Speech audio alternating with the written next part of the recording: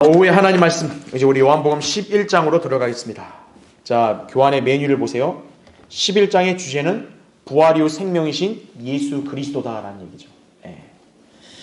그래서 이 11장은 예수님께서 죽은 지 나흘 된 나사로를 살리시는 기적을 행하신 사건을 기록하고 있다 보시면 돼요. 그래서 주요 내용은 1절부터 16절까지는 나사로의 죽음에 관한 기사를 다루고요. 17절부터 44절까지는 나사로의 부활이다 이거죠. 그리고 마지막 45절부터 57절은 그런 바리새인들이 예수님을 이제 죽이고자 하는 음모를 더욱 구체화한다는 얘기죠. 자, 11장은 그래서 신약에서 참으로 위대한 교리를 할 수 있는 부활의 진리를 서술하고 있다 이거죠. 여러분은 이게 이성으로 이게 헤아려지세요? 죽은 지 나흘 된 송장인데 예수님이 나사로야 나오너라 그렇게 부르시니까 어떤 거예요? 산 송장이 뭐 이렇게 수이 묶인 채로 나오는 거예요. 일반 사람들은 그에 비해서 허무맹랑한 그냥 이야기로 알겠죠. 그건 진실이다 이거예요. 실제 일어난 역사다 이거예요. 아, 그럼 어떻게 가능하냐 이거예요. 예수 그리스도가 바로 여기 나온 대로 부활 이후 생명이신 하나님의 아들이기 때문에 가능한 거예요. 그래서 예수 그리스도를 하나님의 아들로 믿는 사람은 부활한다 이거예요. 영생이 그 사람 안에서 구현된다 이거예요. 자, 이로써 예수 그리스도께서는 하나님으로서 영광을 나타내신 거란 얘기죠. 이분이 하나님이 아니고서는 이러한 기적은 절대 행하실 수 없는 거기 때문에. 그렇죠? 자, 그렇다면 유대인들은 이러한 사건을 이렇게 접했다면 어떻게 해야 돼요? 당연히 예수 그리스도를 믿어야 되는데 이 유대인들은 이자가 이렇게 활동하면 우리의 어떤 기득권이 파괴가 된다 이거죠. 그러니까 죽여야겠다 이러는 거죠. 이게 소위 종교 지도자들의 행태라는 거 아셔야 돼요. 오늘날 이 땅에도 마찬가지죠. 진리가 선포가 되면 그 진리를 받아들이는데 앞장서야 될 사람들이 사실 어때요? 기독교 종교 지도자들 아니에요. 그렇죠? 근데 오히려 기독교 종교 지도자들이 어떤 거예요? 우리 성경대로 믿는 사람들이 전하는 복음과 바른 성경과 교리를 오히려 거부하죠. 우리를 이단으로 매도하면서 중상모략과 공격하죠. 똑같은 행태를 보시면 되는 거예요. 그러나 우리는 그거에 개의치 않고 부활하신 예수 그리스도 그분을 전하는 일을 우리는 신실하게 지속적으로 해야 된다 이거죠. 그렇죠? 자, 오늘 11장에 있는 우리 이야기를 공부하면서 우리 많은 진리들을 한번 우리가 이제 함께 배우고 또 깨닫는 시간이 되기를 바랍니다. 자, 먼저 우리 나사로의 죽음에 관한 기사부터 볼게요. 먼저 여러분 11장 1절부터 4절 보십시오. 이제 어떤 사람이 병들었는데 그는 마리아와 그녀의 언니 마르다의 고을 베다니 사람 나사로라. 마리아는 주께 향유를 붓고 자기 머리카락으로 주의 발을 닦았던 그 여인인데 그녀의 오라비 나사로가 병든지라. 그러므로 그의 누이들이 주께 사람을 보내어 말하기를 주여 보소서 주께서 사랑하시는 자가 병들었나이다라고 하니 예수께서 그 말을 들으시고 말씀하시기를 이 병은 죽음에 이르는 것이 아니라 하나님의 영광을 위한 것이라. 이는 하나님의 아들이 그 일로 인하여 영광을 받게 하려 함이라고 하시니라. 이렇게 말씀하고 있죠. 자, 우리 교환의 1번 보십시오. 자, 1절에 보면 이 마리아, 마르다, 나사로 이 사람들이 살던 고을이 베단이라고 나옵니다. 베단이. 그렇죠? 자, 이 베단이라는 지역의 특징을 보면요. 예루살렘에서 동쪽으로 얼마 떨어지지 않은 그곳에 위치한 작은 마을입니다. 그러니까 이 올리브산 있잖아요. 예루살렘 동편에 올리브산 그 산자락에 있는 마을이라 보시면 됩니다. 특이한 점은 이 마을이 유대교의 본거지였다는 사실이에요. 18절에 나온 말씀을 근거로 보면. 그러니까 나사로를 예수님께서 다시 살리셨잖아요. 그러니까 이 사건이 바리새인들에게도 삽시간에 이렇게 퍼질 수 있었던 것은 여기 베다니가 유대교의 본거지였기 때문에 가능했다는 얘기죠. 금방 알려진 거죠. 자, 2번 보십시오. 자, 3절에 보면 그의 누이들이 주께 사람을 보내어 말하기를 주여 보소서 주께서 사랑하시는 자가 병들었나이다라고 하니 이렇게 얘기하죠. 자, 이 누이들은 자기 오라비 나사로가 지금 병이 들고 이제 죽음에 가까워지고 있다는 것을 직감을 하는 거죠. 그러니까 이제 사람을 보내서 예수님을 청하는 거죠. 당시 이 여인들의 심정은 뭘까요?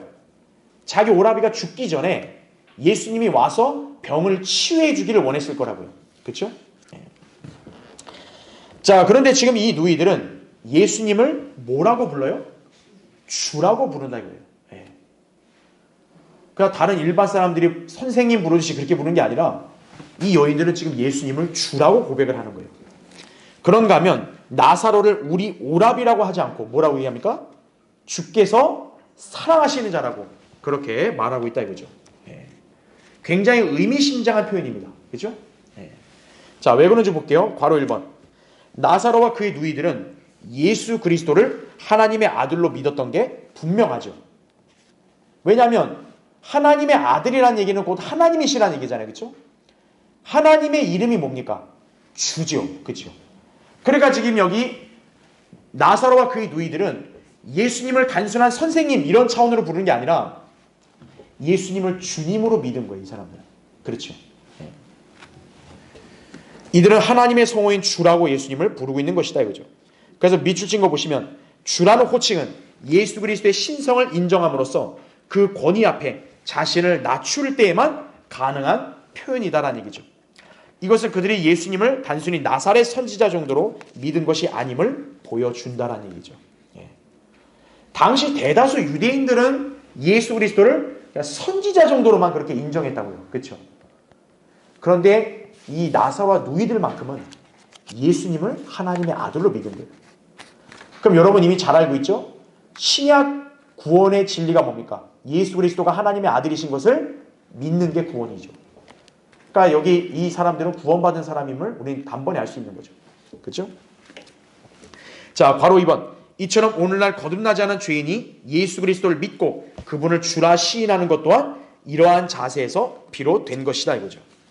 그래서 로마서 10장 9절에 기록된 말씀에 따라서 죄인이 구원받으려면 어떻게 해야 돼요? 내가 내 입으로 누구를 시인해야 돼요? 주 예수를 시인해야 됩니다. 그냥 예수를 시인해가지고는 안 돼요. 예수를 주라고 시인해야 됩니다. 왜냐하면 그 주가 바로 하나님의 아들을 뜻하는 거거든요. 또 하나님께서 그를 죽은 자들로부터 살리신 것을 내 마음에 믿으면 구원을 받으리라. 이렇게 기록이 되는 거죠. 그렇죠? 그러니까 거듭나지 않은 죄인은 이렇게 예수 그리스도를 믿어야만 구원을 받고, 그렇죠? 진정으로 이제 예수님을 주님으로서 섬기는 자가 되는 것이죠. 그렇죠? 그 다음 밑에 괄호 3번. 그런가 하면, 자, 밑줄을 쳐놨죠? 나사로를 주님을 사랑하는 자가 아닌 주께서 사랑하시는 자로 불렀다는 점은 하나님께서 우리를 먼저 사랑하셨음을 다시 한번 상기시켜 준다는 얘기죠. 주님을 믿는 성도는 자신보다 먼저 하나님께서 위대한 사랑을 나타내셨음을 안다는 얘기죠. 그러니까 요한일서 4장 19절에 나온 말씀대로 우리가 그분을 사랑하는 것은 그분께서 먼저 우리를 사랑하셨음이라 이거죠. 만약 주님이 먼저 우리를 사랑하지 않았다면 우리는 절대 자력으로 주님을 사랑할 수 없어요. 그걸 우리가 잘 기억을 해야 된다 이거죠. 그러니까 사랑의 본질을 우리에게 알려주시고자 성령님께서는 지금 이 마르다와 마리아가 자기 오라비 나사로를 소개할 때 그냥 우리 오라비 치료해 주세요가 아니고 또 주님을 사랑하는 나의 오라비 이게 아니고 주께서 사랑하시는 자를 치유해 주십시오. 이렇게 청했다는 점을 아셔야 되는 거예요. 그래서 바로 4번 보세요. 주님을 향한 인간의 보잘것없는 사랑은 절대로 하나님께서 우리를 향해 보이신 사랑에 감히 비교될 수 없다는 점을 우리에게 보여주는 거예요. 우리는 입으로 늘 항상 얘기해요. 아, 저는 주님을 사랑합니다. 말은 할 수 있어요. 근데 하나님이 우리를 사랑한 것과 비교하면은 그거는 감히 견줄 수도 없다는 거죠. 그럴 때 우리는 어떤 고백을 해야 자연스러운 거예요? 아, 주님을 사랑하는 저를 보십시오가 아니라 주님이 사랑하시는 이 자녀를 보십시오. 이게 더 자연스러운 표현이죠. 그렇죠? 예. 그러니까 이 점을 나사로의 누이들은 잘 알고 있었던 게 분명하죠. 예. 그러니까 이것만 봐도 나사로의 누이들이 얼마나 지각이 있는 여인들인지를 알 수 있는 거예요. 예. 그러니까 이 당시에 소위 종교 지도자들, 율법 선생들보다 더 어떻게 보면 현명하죠. 그렇죠? 예. 그렇기 때문에 이 요한복음을 기록한 사도 요한도 자신을 소개할 때 어떤 표현을 씁니까? 나 요한 이렇게 하지 않고 예수께서 사랑하시던 제자 이렇게 얘기하죠. 예. 우리가 보면 얼핏 보면 야 요한이 너무 이렇게 당당하게 얘기하는 거 아니야? 좀 그렇게 생각할 수 있는데 이게 요한이 자기를 마치 뭐 대단히 우월한 존재로 뽐내고 이게 아니라 아무것도 아닌 나를 주님은 사랑하신다는 뜻이에요. 그러니까 여러분도 주님 앞에서 주님을 사랑하고 주님을 잘 섬기는 저를 보십시오가 아니라 주님께서 사랑하시는 이 자녀를 보십시오. 이런 고백이 진솔하고 겸손하다는 점을 아셔야 돼요. 예. 그러니까 사도 요한도 자신을 예수께서 사랑하시던 제자 이렇게 표현한 것은 그만큼 겸손하다는 것을 보여준 거죠. 그렇죠? 예. 자, 밑에 3번을 보십시오. 4절에 이 병은 죽음에 이르는 것이 아니라 하나님의 영광을 위한 것이라. 이는 하나님의 아들이 그 일로 인하여 영광을 받게 하려 함이니라. 이렇게 말씀하고 있죠. 자, 예수님은 나사로가 병들었다는 얘기를 들으셨어요. 그럴 때 바로 진단하시죠. 이 병은 죽음으로 끝나는 게 아니다. 그러니까 지금 병들었다 해서 낙심하지 마라. 어떻게 보면 이런 시주로 하신 말씀인 거죠. 왜냐? 주님은 그거를 통해서 하나님의 영광을 나타낼 것이다. 이미 그것을 계획 가운데 두고 계시는 거죠. 그렇죠? 예수님께서는 나사로가 병으로 죽을 것을 다 미리 아시는 거죠. 왜 이게 가능하겠어요? 그분이 하나님의 아들이니까. 지금 향후에 어떤 일이 펼쳐질지를 다 알고 계시는 거예요. 그리고 그를 다시 살리심으로써 하나님의 영광을 드러내실 것을 예고하신 것이다 이거죠. 맨 밑에 괄호 1번. 나사로의 누이들이 주님을 부르러 사람을 보냈죠. 근데 여러분도 이제 뒤를 보면 알겠지만 주님께서 오시기도 전에 나사로는 이미 어떻게 돼요? 죽었죠. 그런데 희한한 것은 주님은 이미 그가 죽을 것을 알고 계신 거예요. 알고 계시는데 병들어서 위중하다는 소식을 듣고 바로 가신 게 아니라 오히려 지체하셨습니다. 오히려. 예. 자, 다음 페이지 보세요. 그래서 맨 위에 괄호 2번을 보시면 비록 주님께서는 나사로의 병은 죽음에 이르는 것이 아니라고 말씀하셨지만 나사로는 결국 죽음에 이르도록 주님께서 허락하신 거죠. 그렇죠? 그러니까 우리가 알아야 될 게 뭐냐면 주님 말씀이 안 맞잖아요. 죽음에 이르지 않는다 그랬는데 나사로 죽었잖아요. 이거잖아요. 그럼 예수님 말씀의 진리가 뭡니까? 나사로가 죽되 다시 살아날 것을 내다보시고 하신 말씀이라는 점을 우리가 기억해야 되는 거예요.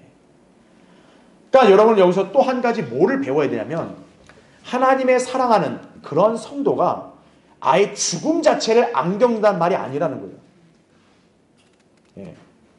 근데 주님의 관점에서는 성도는 결코 죽음에 이르지 않아요. 그런데 우리는 누구나 죽음을 겪을 수 있어요. 그러면 주님의 그런 관점은 뭐냐? 성도가 죽음을 통과해 갈 뿐 죽음에 머무르는 게 아니라 다시 살아난다. 부활할 것이라는 점을 항상 염두에 두시는 거예요. 그러니까 여기서 지금 예수님께서 나사로가 죽음에 이르지 않는다 했을 때 아예 안 죽는다는 뜻으로 말한 게 아니라 죽을 거다 이거예요. 그런데 다시 살아날 거다. 이것을 미리 이렇게 알려주신 거죠. 그래서 괄호 3번. 다시 말해 예수 그리스도께서는 나사로가 병들었다는 소식을 들으시고 그가 죽게 될 것을 처음부터 아셨으며 이거죠. 그가 죽은 뒤에 그를 다시 살려내실 것을 이미 작정하고 계셨다는 얘기죠. 이로써 주님께서는 다시금 하나님의 영광을 드러내실 것을 결심하신 것이다 이거죠. 그러니까 예수님이 4절에 하신 말씀의 진의가 그거예요. 바로 이 병을 통해서 하나님의 영광을 드러낼 거란 얘기예요. 그 다음에 괄호 4번 보세요. 그러면 하나님의 영광을 드러내는 걸로 끝나냐? 그뿐만 아니라 하나님의 아들도 어때요? 영광을 받게 하려는 목적도 있었다는 얘기죠. 자, 나사로의 죽음과 부활은 잠시 후에 있을 예수 그리스도의 죽음과 부활에 대한 그림이죠. 그렇죠? 여러분 예수님이 왜 나사로가 이렇게 죽도록 내버려 두셨고 왜 죽은 나사로를 예수님은 살리셨냐 이거예요. 여러분은 그 의도를 잘 알아야 됩니다. 예수님이 나사로를 살리기 전에 마르다에게 하신 말씀이 뭐였어요? 나는 부활이요 생명이니 이렇게 얘기했다고 그러죠. 그러니까 예수님은 나중에 다른 믿는 사람도 살릴 거야. 단순히 이 취지가 아니라 예수님 자신부터 그러니까 나부터 먼저 부활이요 생명이라는 점을 이제 친히 보여주실 거란 얘기죠. 그 맛배기 차원으로 뭡니까? 중우지 나흘 된 나사로를 먼저 살리신 거예요. 그래서 자, 그 일을 통해서 뭡니까? 하나님의 영광이 드러나겠죠? 근데 그 하나님의 영광은 누구를 통해서 이렇게 나타나게 하시는 거예요? 예수 그리스도를 통해 나타나게 하시는 거죠. 그러니까 하나님 아버지의 목적은 그분의 영광을 예수 그리스도를 통해 나타냄으로써 하나님의 아들도 영광을 받게 하시려는 것이다 이거죠. 그러니까 나사로가 지금 병들어 있는데도 불구하고 주님은 즉각 치유하신 게 아니라 지체하신 이유가 바로 여기에 있는 거예요. 그래서 요한복음 거기 17장 1절에 이런 말씀이 있죠. 이제 예수님이 십자가 죽음을 앞두고서 이렇게 기도하시죠. 아버지시여, 그 시간이 왔나이다. 아버지의 아들을 영화롭게 하셔서 아들도 아버지를 영화롭게 하게 하옵소서. 이렇게 나오는 거죠. 아버지가 영화롭게 지시려면 어때요? 예수 그리스도 아들이 영화롭게 돼야 되는 거예요. 그러니까 두 분은 뗄래야 뗄 수 없는 관계예요. 하나시기 때문에. 그렇죠? 그래서 우리는 이러한 어떤 목적과 하나님의 의도를 잘 간파해야 된다 이거죠. 자, 5절부터 10절을 보겠습니다. 예수께서 마르다와 그녀의 동생과 나사로를 사랑하시더니 주께서 그가 병들었다는 말을 들으셨으나 머무시던 곳에서 이틀을 더 계시더라. 그 후에 주께서 제자들에게 말씀하시기를 유대로 다시 가자고 하시더라.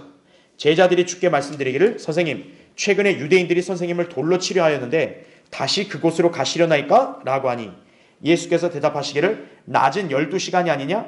누구나 낮에 다니면 넘어지지 아니하리니 이는 그가 이 세상의 빛을 보기 때문이라. 그러나 사람이 밤에 다니면 넘어지나니 이는 빛이 그 사람 안에 없기 때문이라고 하시더라. 이렇게 말씀하고 있는 거죠. 자, 1번을 보십시오. 5절, 6절에는 예수께서 마르다와 그녀의 동생과 나사로를 사랑하시니라. 이렇게 기록이 되어 있죠. 자, 성령님이 이렇게 언급한 것은 분명한 사실이에요. 그러니까 예수님은 지상에서 여러 사람들을 이렇게 대하셨잖아요. 제자들을 사랑하시죠? 이 나사로와 누이들은 어떻게 보면 제자의 반열에 지금 아직 들어오지 않았어도 사실 어떤 거예요? 주님이 사랑하시는 그런 친구들이라는 얘기죠. 자, 그런데 주님께서는 나사로가 병들었다는 말을 들으셨죠. 자, 나사로는 주님이 사랑하시는 그런 성도잖아요. 그런데도 어때요? 병에 걸렸죠. 결국 죽지요. 우린 여기서 뭐를 배울 수 있는 거예요? 그리스도인이라 해도 질병과 죽음에서는 예외가 되지 않는다는 그런 원칙을 배우는 거죠. 자, 괄호 1번 보십시오. 그리스도인은 분명히 하나님을 사랑하는 자들, 곧 그분의 목적에 따라 부르심을 받은 자들이죠. 로마서 8장 28절에 따라. 그렇죠? 그래서 8장 35절에는 환난이나 공경이나 박해나 기근이나 헐벗음이나 위험이나 칼로도 그리스도의 사랑에서 떼어질 수 없다라고 그렇게 성경은 단호히 말씀하고 있다 이거죠. 그러니까 여러분 보세요. 우리 그리스도인이 얼마나 안전한 거예요. 그렇죠? 우리가 그리스도의 사랑 안에 있으니까 어때요? 이런 환난, 공경, 위험, 헐벗음, 칼 이런 것들이 우리를 위협하지 못한다고 분명히 약속합니다. 그런데 그런 그리스도인조차도 어때요? 이 생에서 온갖 고통과 수고를 당해야 된다는 얘기죠. 그 일환으로 또 뭐도 걸려요. 그리스도인이. 질병도 걸린다 이거죠. 급기 어때요? 죽음을 당하기도 한다는 얘기죠.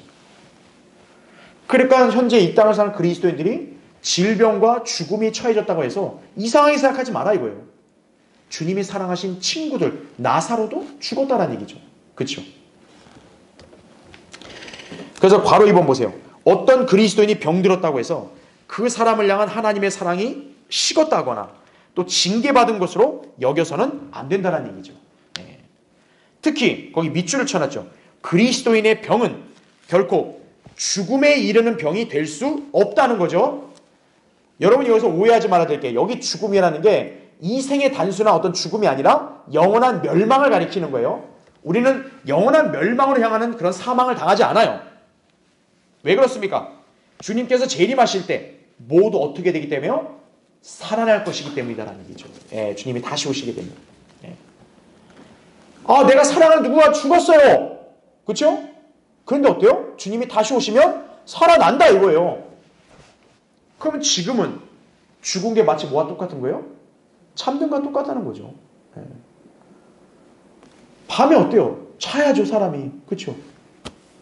자면 서로 못 보잖아요. 그렇죠? 근데 어때요? 아침이면 깨어나잖아요. 그리스도인 간의 죽음은 그와 똑같다는 얘기죠. 그렇죠? 예. 그러니까 어때요?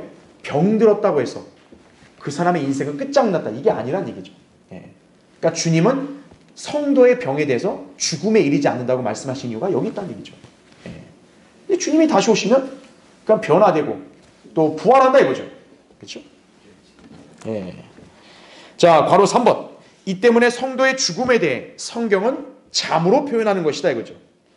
잠든 사람은 반드시 어떻게 됩니까? 다시 깨어나게 된다라는 거죠. 이처럼 성도는 죽음으로 끝나는 것이 아니라 다시 살아날 것이다 이거죠. 이게 성도가 지니고 있는 확실한 소망입니다. 그렇죠? 구약 성도인 나사로는 어때요? 부활할 때 죽은 몸에 그의 혼이 돌아온 것이죠. 예. 자, 나사로 부활한 광경을 다음 시간에 보겠지만 부활할 때 어떻게 나와요? 갑자기 슉 변화된 게 아니라 자기가 이렇게 수위에 묶인 시체였는데 그런 상태로 일어나서 걸어 나오잖아요. 그렇죠? 구약 성도의 부활 어떻게 보면 이렇게 죽은 몸에 다시 혼이 들어온 것과 똑같은 개념인 거죠. 그런데 신약 성도는 좀 달라요. 우리 각자의 혼이 뭐를 입게 됩니까? 새 몸을 입게 될 것이라는 얘기죠. 우리는. 예수 그리스도가 다시 오신다 이거예요. 혹시나 여기 계신 분들 중에 먼저 그리스도 안에서 잠든 분이 만약 계신다면 나중에 이제 그분 어떻게 되는 거예요? 새로운 몸으로 부활을 하는 거예요. 옛날에 지금 이 몸으로 부활하는 게 아니고 그게 신약 성도가 지니고 있는 위상이라는 점 아셔야 돼요. 그래서 2번 보세요. 6절의 뒤에 나오는 말씀대로 머무시던 곳에서 얼마를 더 계시더라고 나와요? 이틀을 더 계시더라 이거죠. 주님께서 때때로 사랑하는 성도들을 도우시기 전에 믿음이 굳건해질 수 있도록 하기 위해서 시련 가운데 지체하실 때도 있다는 점을 여러분이 여기서 교훈으로 배우셔야 돼요. 여러분이 만약 입장을 바꿔서 나사로나 또는 그의 누이라고 한번 생각해 보세요. 지금 예수님한테 소식이 분명히 전달됐죠. 그렇죠? 근데 예수님이 서두르지 않고 오히려 나사로가 죽기를 기다리듯이 그냥 지체하고 계셔요. 여러분 그냥 그 점을 알았다면 여러분 서운하지 않겠어요? 그죠? 왜 주님은 사랑하는 사람이 지금 병들어 죽음에 이르고 있다는데도 왜 지체하냐 이거예요. 그렇죠? 영적인 원칙은 뭡니까? 주님은 성도들이 시련 가운데 있을 때 더 믿음이 확고해지도록 하기 위해서 그 시련을 때로는 허락하시는 경우가 있다는 얘기죠. 우리가 나사로의 예를 통해서 우리가 그 점을 우리가 교훈으로 삼을 수 있어야 돼요. 자, 괄호 1번 보십시오. 나사로와 그의 누이들을 사랑하셨던 주님께서 어찌 나사로가 병들었다는 소식을 듣고 이틀 동안이나 늦장을 부리고 계신 것인가 이거예요. 병들어 죽어가는 오라비로 인해 겪는 누이들의 마음의 고통과 슬픔을 생각하신다면 주저할 수 없을 것이라는 게 인지상정이라는 얘기죠. 우리가 다음 시간에 보겠지만 마리아가 이제 막 예수님 곁으로 막 온 거예요. 그러면서 내심 서운한 그런 심정을 비추는 거죠. 주님이 좀 빨리 왔으면 우리 오라비 안 죽었다고 막 하하 운다고요. 예수님도 당시 나사로의 그 장례식의 그 광경을 보시고 우셨다고요. 자, 그럴 때 어떤 사람들은 그런 예수님에 대해서 나무란 사람도 있었어요. 아니, 그렇게 사랑하면서 왜 이렇게 늦게 왔냐고. 이렇게 예수님에 대해서 뭐라고 얘기한 사람도 있었다고요. 그렇죠? 그러니까 인간의 심성으로 보면은 이해가 안 되는 거죠. 사랑하는 사람이 지금 위중하다는데 그걸 가만히 있냐 이거예요. 그렇죠? 근데 괄호 2번 보십시오. 주님은 오히려 나사로가 죽음에 처할 때까지 기다리셨다는 얘기죠. 왜일까요? 나사로가 만약에 죽었는데 다시 살아났다고 보세요. 여러분, 그러면 그 누이들과 그 주변 가족과 친척들이 느끼는 희열이 굉장히 크지 않겠어요? 그 기쁨은 그동안의 모든 슬픔을 잊어버리게 할 만큼 강력한 것 아니겠어요? 그렇죠? 예. 위중해요. 괴롭다. 결국 죽었어요. 너무 절망스럽다. 예수님이 다시 살렸어요. 그럼 어떻게 되세요? 엄청 기쁘겠죠? 그러면 그 전에 힘들었던 거 생각나요? 안 나요? 안 난다고요, 인간은. 그렇죠? 네. 그의 누이들은 이러한 고통과 슬픔을 통하여 자신들의 믿음을 든든히 지키는 훈련을 쌓았을 것이고요. 죽은 오라비의 부활이라는 보상으로 드리는 기쁨이 훨씬 컸을 것이고 더욱 주님을 향한 신뢰가 확고해졌을 것이다라는 얘기죠. 예. 어떻게 보면 그의 누이들의 입장에서는 일종의 시험일 수도 있는 거예요. 주님은 우리를 사랑하셨어요. 우리도 주님을 사랑했어요. 그런데 우리 오라비가 이런 위중한 병에 걸려서 지금 죽음을 앞두고 있어요. 그걸 분명히 전했어요. 그런데 안 오시네? 그럼 사람은 실망하게 되죠. 그렇죠? 그 실망이 자칫 낙심과 불신으로 갈 수도 있는 거죠. 그렇죠? 그런데 중요한 것은 이 누이들은 비록 서운했어도 예수님을 향한 믿음은 이렇게 꺾이지 않은 거죠. 예수님이 오실 거야. 그래도 오실 거야. 그런 믿음을 갖는 거죠. 시련이 좀 길어졌어도 돼요. 그런 믿음을 더 확고하게 갖게 되는 그런 계기가 되는 거죠. 그래서 괄호 3번 보세요. 맨 밑에. 이처럼 주님께서는 성도들을 도우시면서 그들로 하여금 먼저 고통 가운데서 믿음을 굳건히 하도록 훈련을 시키실 때가 빈번하다는 점을 우리가 잘 기억해야 한다는 거죠. 다음 페이지 넘어오시면요. 보세요. 시련이나 고통이 짧으면 그 사람은 내성을 키우기가 더 힘들죠. 좀 길어야 어떤 거예요? 맷집도 생기고, 그렇죠? 더 주님을 간절히 바라보는 그런 열망도 더 확고하게 생기는 거고, 그렇죠? 그러니까 하나님은 성도가 그렇게 잘 성숙한 그리스도인을 자랄 수 있도록 단련하셔야 되는데 그 단련을 뭐를 통해서 하시냐? 시련을 통해 하신다는 얘기죠. 그래서 주님께서는 그 밑줄 친 거 보면 도우시는 손길을 종종 늦추실 때가 있다라는 얘기죠. 주님이 못 도와주시는 게 아니라 주님이 도우시는 손길을 잠깐 늦추는 거예요. 조금 더 시련을 견뎌봐 이거죠. 그 시련이 좀 힘들고 고통스러워도 나를 향한 그런 신뢰와 사랑 그걸 한번 붙들어봐 이거죠. 그런 게 원하시는 거예요. 그런 가운데 성도가 믿음을 굳건하게 다지도록 역사하신다는 얘기죠. 자, 그 점을 여러분이 잘 기억하시면 되고요. 그래서 괄호 4번. 결국 이 구절을 통해 우리는 하나님께서 우리의 기도를 늦게 응답하실 때도 있음을 유념해야 된다는 얘기죠. 아, 내가 이렇게 너무 절실하게 기도를 하는데 간절히 붙드는데 왜 빨리 응답이 안 됩니까? 그게 사실 성도들 간에 가장 궁금한 사항이기도 한 거죠. 그 성경적 원리를 우리는 이 사건을 통해 배울 수 있다는 거예요. 자, 본문에 따르면 그 이유는 다음과 같다 이거죠. 밑에 동그라미 1번 보세요. 왜 주님께서 우리의 요청과 간구를 늦게 응답하시냐 이거죠. 왜 지체하시냐 이거예요. 1번, 우리가 구한 것보다 어떻게 하시기 위해서요? 더 많이 주시기 위해서다 이거죠. 여러분, 나사로와 그의 누이들은 하나님의 역사를 어쨌든 경험을 할 텐데 병든 상태에서 치유됐을 때의 그 역사하고 죽었는데 다시 살아난 것의 역사하고 뭐가 더 가치가 클까요? 후자죠. 그렇죠. 주님은 바로 그것을 경험하게 하시기 위해서 죽음도 허락하신 거예요. 그렇죠.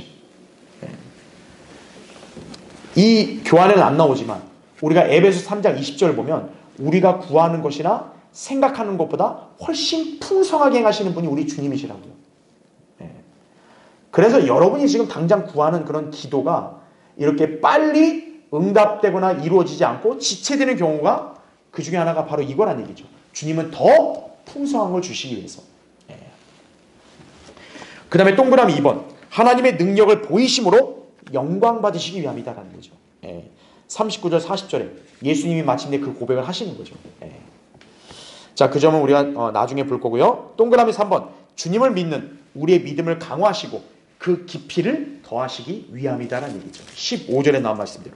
그렇죠. 그러니까 15절에 예수님이 너희를 위하여 내가 그곳에 있지 아니하였음을 기뻐하노니 이는 너희로 믿게 하려 함이니라 이렇게 말씀하고 있거든요. 그렇죠? 예.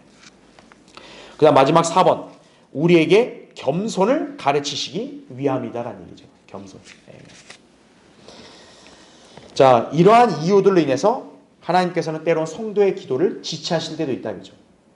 그러니까 여러분 어때요? 나의 기도가 좀 응답이 좀 지연된다 할지라도 절대 실망하거나 낙심하지 말라는 얘기예요. 예. 자, 밑에 3번을 보십시오. 자, 7절에 그 후에 주께서 제자들에게 말씀하시기를 유대로 다시 가자고 하시더라 이렇게 나오죠. 특이한 게 뭐냐면 야 이제 나사로에게 가자 이게 아니라 유대로 다시 가자고 얘기합니다. 지금 여러분 이 전후 배경을 알아야 돼요. 우리가 지난 시간 10장 공부할 때 이제 사실 유대인들을 향한 본격적인 사역이 끝났어요. 그래서 요단강을 다시 건너왔잖아요. 예루살렘을 떠난 거예요. 유대를. 그렇죠? 근데 지금 뭐예요? 예수님이 다시 유대로 가자 이렇게 말씀하고 있는 거죠. 뭔가 변화가 지금 있는 거예요. 자, 우리는 이걸 어떻게 이해하면 되냐? 보세요. 교환에 예수 그리스도께서 의도적으로 지체하셨던 데에는 그분의 심중을 우리가 어렴풋이 짐작할 수가 있다는 얘기죠. 자, 예수님의 공생의 특징은 뭡니까? 예수님은 자의적으로 생활하신 분이 아니에요. 모든 것을 항상 아버지 하나님의 뜻에 맞춰서 움직이셨다고요. 그러니까 지금 예수님이 예루살렘을 떠나 요단강 건너 이렇게 왔잖아요. 그것도 아버지의 뜻이잖아요. 근데 지금 유대로 다시 가는 것도 결국 누구의 뜻이 있으니까 가는 거예요? 아버지의 뜻이 있으니까 가는 거예요. 그러면 예수님은 아버지의 뜻이 떨어질 때까지 뭐 하셨을까요? 그러면 가만히 있었을까요? 아니죠. 기도하시는 거죠. 네. 예수님은 아버지 하나님 앞에 이 나사로의 죽음과 관련된 문제에 있어서 기도하셨다는 거죠. 아버지 하나님은 이제 부활의 역사를 기적을 나타내기 위한 계획을 가지셨기 때문에 아들로 하여금 움직여야 될 때를 알려주셨겠죠. 그렇죠. 그러니까 예수님이 인간의 심성으로 나 사랑한 나사로 죽으면 안 돼 빨리 갑시다 이게 아니라 아버지 하나님의 뜻에 맡기고 뜻에 따라 움직이신 거죠. 그러니까 아버지는 야 빨리 가 이게 아닌 거죠. 기다려라 이거죠. 그리고 어때요? 그분의 허락하심이 떨어지니까 이제 비로소 예수님 어때요? 제자들에게 다시 유대로 이제는 가자. 그거를 이제 말씀하신 거죠. 그래서 괄호 1번 보세요. 예수님께서는 이틀을 더 머무시면서 마냥 손 놓고 계셨던 게 아니에요. 그러니까 우리가 오해하지 말아야 될 게 아니 우리의 기도와 간구를 응답을 지체하신다 이거예요. 그럼 예수님은 그때까지 우리를 방관하시냐? 그게 아니라는 거예요. 예. 지금 예수님이 나사로가 지금 병들고 죽음이 가까워오고 있을 때 그냥 손 놓고 가만히 계시고 이게 아니라 예수님도 아버지께 계속 기도하셨다는 얘기죠. 예. 자, 그 점을 예수님이 친히 언급하시는 거예요. 나중에 거기 41절 42절 교환을 보면요. 아버지시여 일단 뭐라고 얘기합니까? 내 말을 들으신 것을 감사하나이다. 그냥 잘 보세요. 아버지께서 항상 내게 들으시는 줄을 내가 알았나이다 이렇게 나오죠. 지금 이거 과거형으로 얘기하죠. 그러니까 예수님이 무리들한테 야 나사로 그 무덤 돌문 치워. 처음에는 말 안 들었다가 들었잖아요. 그것만 뜻하는 게 아니라 예수님은 지금 아버지께 아버지가 항상 내 기도를 들어주신 걸 감사하다고 안다고 이 얘기하는 거죠. 우린 뭐를 짐작할 수 있는 거예요? 예수님은 나사로의 문제에 관해서도 기도를 하셨구나. 예. 그분은 하나님으로서 이미 알고 계시지만 그럼에도 기도하셨구나 이거죠. 이제 내가 말하는 것은 여기 둘러서 있는 무리 때문이니 그들로 아버지께서 나를 보내신 것을 믿게 하려 함이니이다 라는 거죠. 예. 그러니까 왜 나사로가 결국 죽음에 이를 때까지 지체를 했고 왜 이 순간까지 왔는가? 바로 이 역사를 이 기적을 보고 사람들이 믿게 하려 합니다 이거죠. 그게 하나님의 계획이었다는 거죠. 예. 그러니까 예수님도 아버지와 지속적으로 기도로 교제하면서 그 뜻을 아시는 거죠. 예. 그래서 바로 2번 이 기도를 통해 우리는 주님께서 지체하신 동안 실은 무엇인가를 계속하고 계셨던 것을 짐작할 수 있다는 얘기죠. 자, 그래서 제가 밑줄을 쳐놨죠. 주님께서는 아버지 하나님께 계속 어떻게 해요? 기도하셨던 겁니다. 하나님의 허락과 동의가 떨어지니까 곧장 이제 뭐라고 말씀하는 거예요? 유대로 다시 가자 이거죠. 예. 자, 우린 여기서 뭐를 배울 수 있냐? 괄호 3번 보세요. 한편 주님의 이러한 행보는 자 누구에게도 적용이 되는 거예요? 신약 성도들에게도 적용이 된다는 거죠. 지금 예수님은 나사로의 문제에 관해서만 아버지께 기도했냐? 이게 아니라 주님은 지금 이 시대도 어때요? 우리 신약 성도들을 위해서 아버지께 중보를 하고 있다는 점을 아셔야 돼요. 예.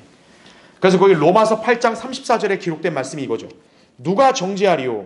죽었다가 다시 살아나신 분은 그리스도시라. 그분은 또한 하나님의 오른편에 계셔서 우리를 위하여 뭐 하신다고요? 중보하시느니라 말씀하는 거죠.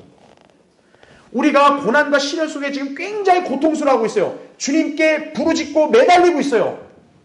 근데 우리의 간과 요청대로 지금 바로 이루어지질 않고 있어요. 그럼 나는 기도를 좀 열심히 하는데 그럼 주님은 그냥 가만히 듣기만 하고 계신 건가? 그게 아니라 예수 그리스도는 우리를 중보하신다는 거죠. 우리가 기도하는 순간마다 어떤 거예요? 중보하시는 거예요. 아버지께.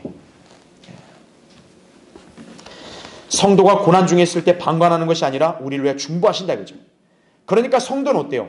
그분께 나아가 도우심을 구해야 된다고 히브리서 4장 16절에 그렇게 말씀하고 있는 거예요. 은혜의 보좌 앞으로 담대히 나아가라 그러잖아요. 그럼 우리가 도우시는 은혜를 발견한다는 얘기죠. 바로 왜 그럽니까? 주님이 중보하시기 때문에 그렇다는 얘기죠. 이 땅에 사는 성도가 고난 속에서 때는 시험 가운데서 정말 괴로움 가운데 주님께 기도하고 있다고요. 그러면 예수 그리스도는 우리의 기도를 중보하신다는 점이죠. 그게 바로 우리를 도우시는 거죠. 그 도우시는 은혜를 여러분이 기도하는 가운데 발견할 수가 있다는 얘기예요. 네. 그 점을 여러분 여기서 교훈으로 배우셔야 됩니다. 자, 이제 밑에 4번을 보겠습니다. 자, 9절에 하신 말씀인데 지금 이제 제자들은 이 예수님 말씀의 진리를 잘 이해를 못하는 거예요. 왜요? 유대 가면 예수님 자칫하면 죽을 수 있어요. 이거죠. 가뜩이나 지금 예수님 돌로 치려고 해서 이곳에 온 거 아니에요. 근데 또 유대 가자고요? 이거거든요. 그러니까 지금 예수님은 그들에게 낮과 밤에 관한 비유를 들면서 말씀하시는 거예요.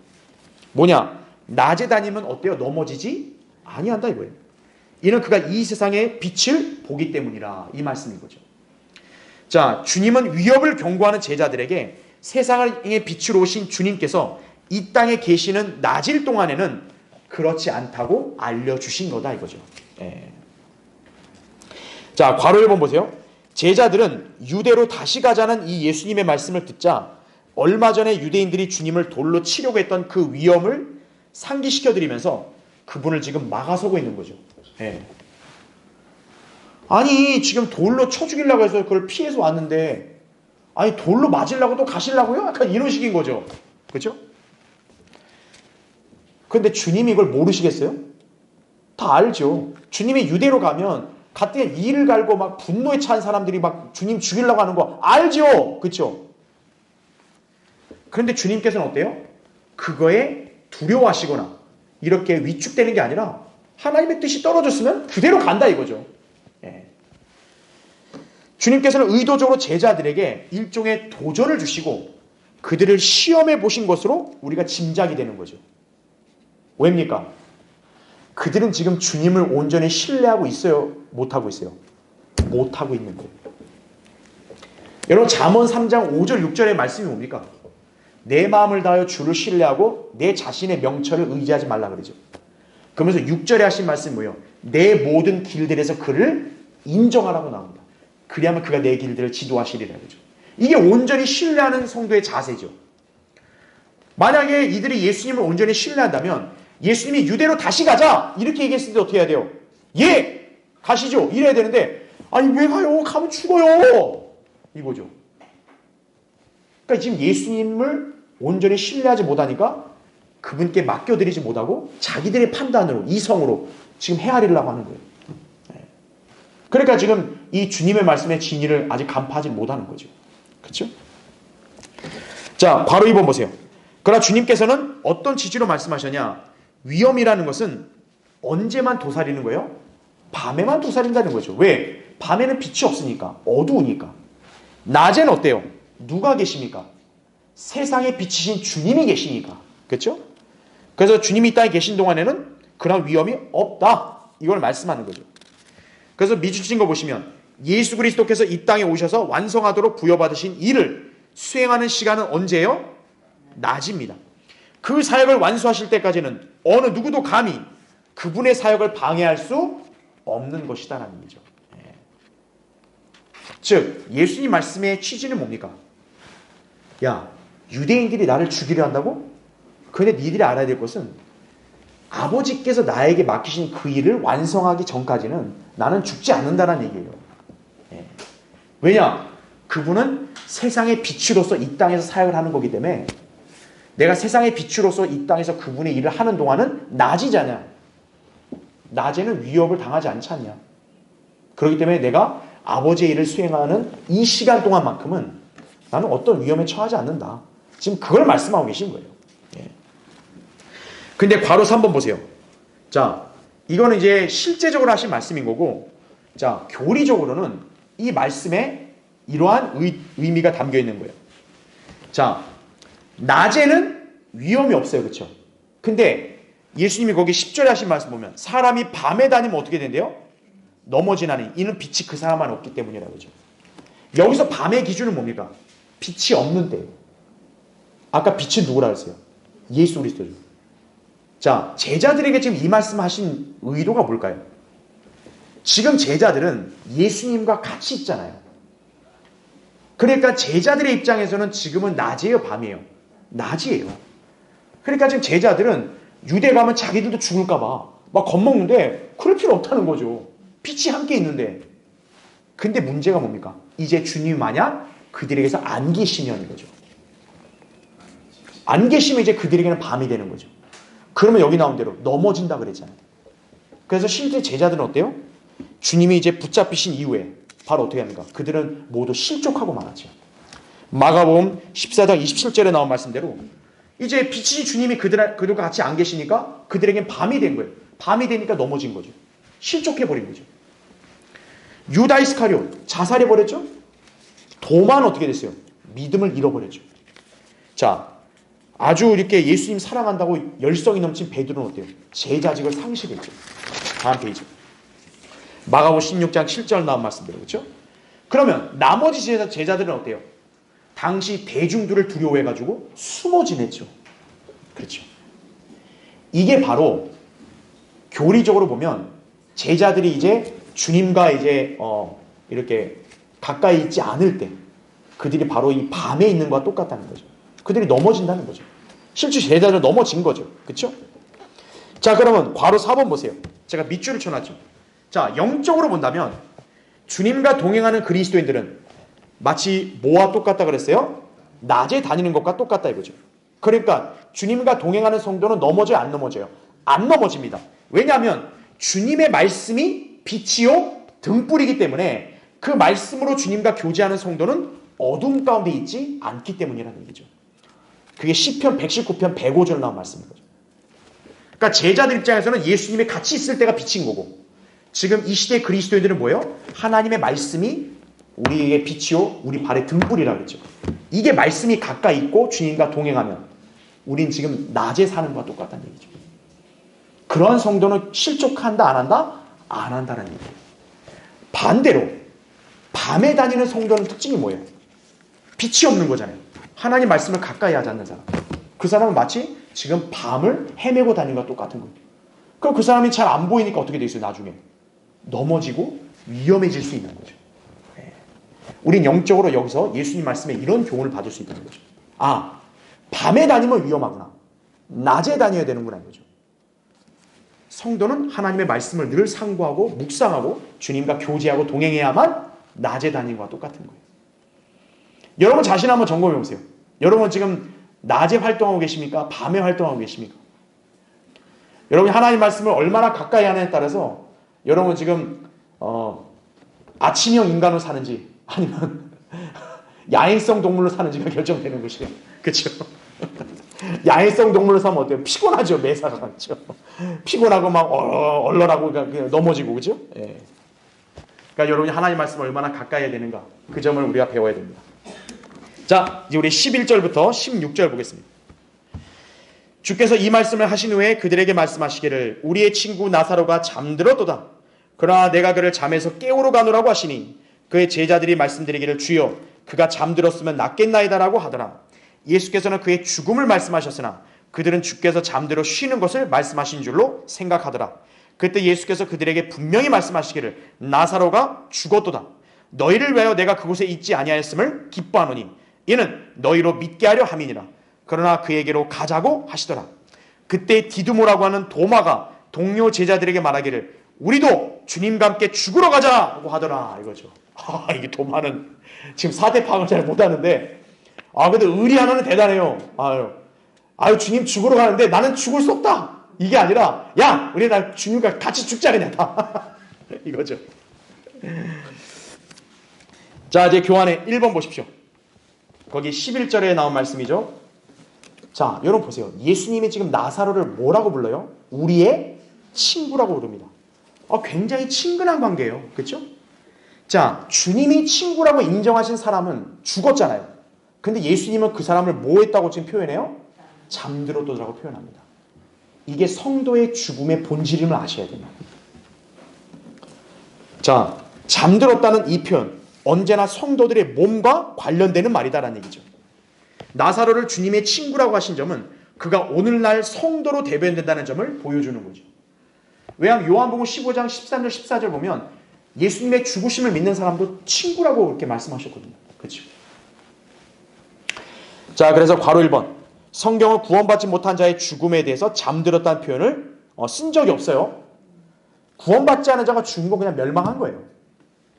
잠든 사람의 깨어나는 것이 바로 성도들이 몸의 부활과 연관된다는 얘기죠. 그래서 마태복음 27장 52절에도 잠들었던 많은 성도들의 몸이 어떻게 됐다? 일어났으며 이렇게 나오죠. 잠들어 있다가 깨어서 일어났으며 이거죠. 바로 그겁니다.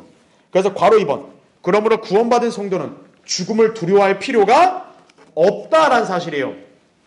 시편 23편 4절에도 정녕 내가 죽음의 그림자의 골짜기를 지날지라도 악을 두려워하지 않으리니 이는 주께서 나와 함께 계시며 주의 막대기와 주의 지팡이가 나를 위로하심이라 이렇게 말씀하죠. 특히나 그리스도인은 특징이 뭡니까? 우리는 살든지 우리는 죽든지 누구와 함께 하는 거예요? 주님과 함께 하는 거죠. 그게 데살로니가전서 5장 10절에 나온 약속이다 이거죠. 주께서 우리를 위해서 왜 죽으셨냐? 살든지 죽든지 우리가 주님과 함께하게 하려심이라 말씀하는 거예요. 그러니까 여러분이 지금 살아있든지 여러분이 이제 죽음을 맞이했든지 결국 뭡니까? 주님과 함께한다는 얘기죠. 그게 성도의 잠의 실체라는 점을 아셔야 되는 거예요. 자 밑에 2번 보십시오. 15, 16절에 예수님은 분명하게 다시 한번 말씀하시죠. 나사로가 죽었다 이거죠. 너희를 위하여 내가 그곳에 있지 아니하였음을 기뻐하노니 이는 너희로 믿게 하려 함이니라. 그러나 그에게로 가자 이거죠. 자 주님께서는 왜 나사로가 죽은 현장에 계시지 않은 것을 기뻐하셨는가 이거죠. 이 점을 오해하면 예수님 좀 섬뜩하다. 어떻게 자기 사랑하는 사람 죽었는데 그걸 기뻐하냐 이런 소리 하는 거예요. 이게 인간의 이성으로 보면 이해가 안 되는 거예요. 그렇잖아요. 아니 자기 사랑하는 사람을 빨리 살려줘도 모자를 파네. 죽었다 이거죠. 근데 내가 그 자리에 없는 게 기쁘다. 뭐 이런 분이 다 있나 이거죠. 그렇죠. 근데 왜 그래요? 괄호 1번 보십시오. 지금 제자들은 주님께서 나사로의 죽음을 잠든 것으로 오해했다고 판단하고서는 12절에 뭐라고 얘기합니까? 주님 잠들었으면 낫겠죠. 지금 이들은 주님이 나사로가 잠들었다는 것을 콜콜 자는 걸로 알고 있는 거예요. 자, 이에 주님은 나사로가 죽었음을 재차 언급하신다는 거죠. 그곳에 있지 않은 것을 오히려 나는 기뻐하노라 이렇게 말씀하신다 이거죠. 자, 괄호 2번 보세요. 사실 주님께서 그곳에 만약 계셨더라면 마르다가 말한 대로 나사로는 죽지 않았을 거라고요. 그렇죠? 그러나 나사로가 죽어야만 하는 거예요. 왜요? 이미 주님은 뭐라 말씀했어요? 나사로가 죽었도다라고 하신 말씀이 입증이 돼야 되잖아요. 그렇죠? 그래야 어때요? 제자들은 예수님은 모든 것을 미리 알고 말씀하시는 하나님이시구나. 하나님의 아들이구나. 이걸 믿고 하나님께 영광을 돌리는 계기가 되겠죠? 그뿐 아니라 그런 죽은 나사로를 어떻게 하는 거예요? 다시 살려내심으로써 자신의 영광을 드러내시고 그러면 이제 제자들의 믿음도 어떻게 되겠어요? 더 확고해지는 거죠. 야, 내가 믿은 게 그냥 믿은 게 아니구나. 나 진짜 제대로 된 분을 믿은 거구나. 더 믿음이 굳건해지고 더 주님을 온전히 신뢰하는 계기가 되는 거죠. 나사로의 누이들도 어떻게 되겠어요? 주님은 그냥 병든 사람만 치유하는 그런 선지자가 아니라 죽은 자에게도 생명을 주는 하나님의 아들이구나. 더욱더 그렇게 확신을 하게 되는 거죠. 그렇죠. 그러니까 주님은 바로 그러한 무리들이 그렇게 믿도록 하기 위해서 내가 그 현장에 없었다는 거죠. 그래 나는 오히려 기쁘다. 바로 그 의미로 하신 말씀이라는 거죠. 나사로가 죽으니까 기쁘다 이게 아니라. 그렇죠? 예. 그래서 괄호 3번. 이제 주님은 제자들에게 그에게로 가자라고 말씀하신다 이거죠. 자, 왜 주님이 이렇게 말씀했을까요? 나사로는 죽었잖아요. 나사로가 주님께 올 수 있어 없어요? 올 수 없어요. 예. 근데 주님은 그에게로 갈 수 있는 거죠. 예. 주님께서 이 땅에 오신 목적도 바로 이겁니다. 히브리서 2장 15절에 따라 죽음을 두려워해서 평생을 노예로 속박된 자들을 해방시키려고 오신 거죠. 우린 죄인들은 다 어때요? 누구나 죽음의 권세 아래 있을 수밖에 없어요. 그러나 예수 그리스도를 믿는 순간 우리는 그 죽음의 권세에서 해방되는 거죠. 예. 주님은 그 목적 때문에 여기 오신 거예요. 이 땅에. 예. 그게 마치 뭡니까? 죽음의 무기력한 나사로를 살리기 위해 그에게로 가자! 이렇게 말씀하신 것과 같은 맥락인 것이에요. 우리도 죽음에 있어서는 무기력하잖아요. 그렇기 때문에 주님이 우리에게 오셔서 우리를 위해 대속하신 거란 얘기죠. 예. 그래서 마지막 3번. 도마가 아주 담대하게 외치죠. 우리도 주님과 함께 죽으러 가자! 이거죠. 지금 예수님이 하신 말씀 뭡니까? 나사로가 죽었다 이거예요. 그러나 나사로를 살려서 하나님의 영광을 나타낸다. 이렇게 쓰면 알아들어야 되는데 지금 이들은 머릿속에 그게 아니라 아이고 우리 또 유대 가면 또 돌 맞아 죽는데 이거 예수님 죽으려고 하네 이거 죽음을 자초하네 이거 나는 어떻게 해야 돼 이거 나도 따라가면 나도 개죽음 당할 텐데 그래도 도마는 어때요? 아 의리가 있어요. 그래도 야 우리도 주님과 함께 죽으러 가자. 그렇죠. 진리에 무식해도 용감한 거예요. 야 어떻게 나만 살겠다고 도망가냐. 야 우리 다 주님과 함께 죽으러 가자 이거죠. 자 우린 여기서 뭐 하나를 배울 수 있냐. 아예 무식해도 상관없다가 용감한 맞아. 그게 아니라 그리스도인으로서 어때요? 용기 담대함은 있어야 된다는 얘기예요. 예. 보세요. 도마는 믿음이 약한 사람의 대명사 아니에요. 그렇죠? 의심 많은 도마 이거 아니에요. 근데 지금 이 순간만큼은 도마는 어떤 거예요? 결연한 의지에 찬 거예요. 아 주님 같이 죽겠습니다 이거. 예. 아우 형님이 죽는데 이 아우가 그런 것처럼 의리가 있는데 야 같이 죽으러 갑시다 이거죠. 물론 지금 도마나 이 제자들은 주님의 말씀을 아직 이해하지 못하니까 믿음이 견고하지 못한 거예요. 그러니까 죽을 생각만 하고 있는 거죠. 그러니까 이런 영적인 한계는 분명히 우리가 알아야 되지만 그러나 배울 건 배워야 된다는 거죠. 최소한 도마는 뭡니까? 주님을 사랑하는 열정만큼 확실히 있는 거예요. 그러니까 어떤 거예요?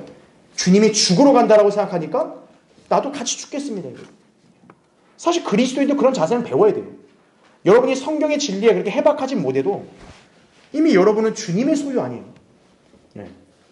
주님께서 나를 위해서 십자가의 고난을 감당하셨잖아요. 십자가를 지셨잖아요. 그럼 나도 사실 그렇게 해야 되는 게 마땅한 거죠. 그러니까 주님이 만약 여러분에게 어떤 고난을 허락하셨다면 여러분은 그걸 거부할 권한이 없는 거예요. 예, 저는 그걸 감당하겠습니다. 이거죠. 그게 충성심이 있는 사람인 거죠. 그렇죠? 아이, 저는 그런 거 됐고요. 그냥 복만 주세요.